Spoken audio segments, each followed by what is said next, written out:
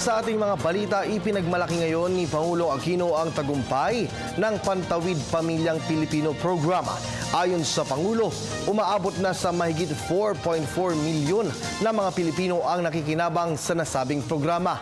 Dahil rito, tinawag ng Asian Development Bank o ng ADB na modelo ang Pantawid Pamilyang Pilipino program ng Administrasyong Aquino na dapat tularan ng iba pang mga bansa. May report si Elena Luna.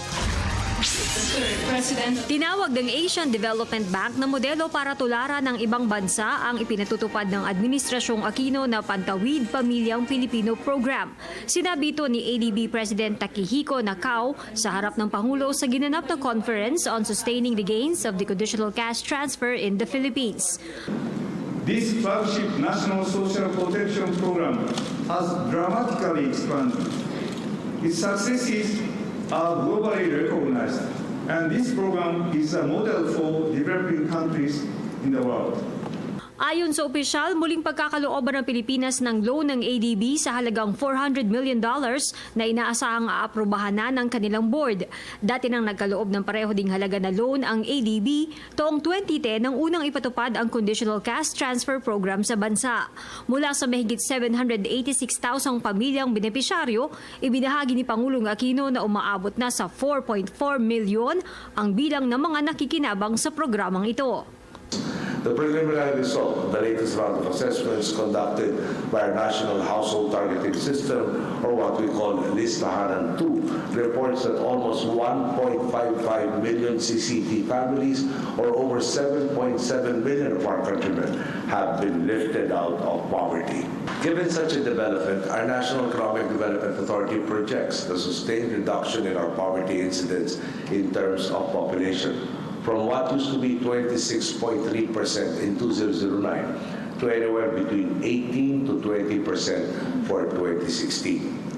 All because we directed our efforts towards broadening CCT and our other poverty alleviation initiatives.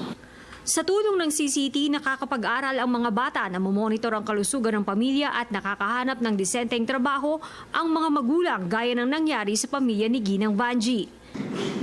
Dahil sa tulong ng ating gobyerno kasabay ng aming pagsisikap, unti-unting nabubuo ang aming mga pangarap. Nakaalis na po kami ngayon sa lansangan. Alam po ang aking paniniwala na magkakaroon kami ng lubos na kakayahang maitawid ang aming pamilya sa kautagan. Higit pang pinapalawak ng gobyerno ang CCT sa pagsama sa listahan ng benepisyaryo ang mga indigenous people at mga naninirahan sa malalayong lugar. Ayon sa Pangulo, bahagi ito ng kampanya ng Administrasyong Aquino na walang maiiwan sa tuwid na daan na sana raw ay maipagpapatuloy ng susunod na magiging leader ng bansa. There is also the possibility that my successor will opt to put a stop to the CCT, leaving the fate of millions of our countrymen in limbo. If this were to happen, the Philippines would definitely lose its hard-earned momentum. Now, I believe the Filipino people have seen that our correct path, or that the Matuwid is a correct path, with proven results towards ending the vicious cycle of poverty. They have indeed seen that good governance is good economics. It is my deepest hope that coming into the elections, our people have realized that they can demand for more good governance, and I believe that they will choose the right leader, one who has integrity and experience, who will sustain our gains, and who will definitely put country above self. Para sa Telebisyon ng Bayan, Elena Luna.